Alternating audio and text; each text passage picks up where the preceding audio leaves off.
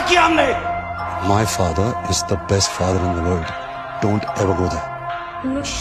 मैं पापा और आप बेटा, आपको याद है 5th स्टैंडर्ड में था और माइकल जैक्सन का कॉन्सर्ट हो रहा था बॉम्बे में. You knew what a big fan I was of Michael Jackson. मेरे सारे दोस्त जा रहे थे पर मैं नहीं गया क्योंकि आपका बर्थडे था. उसी दिन को रिप्ले करते. कुछ नहीं करना आपको. आपको बस पापा पापा करना है और मैं आपकी एक्टिंग करूंगा. ओके, शिद्दत से करना पापा, मेरा एक ही मौका है. ओके, एक्शन पापा.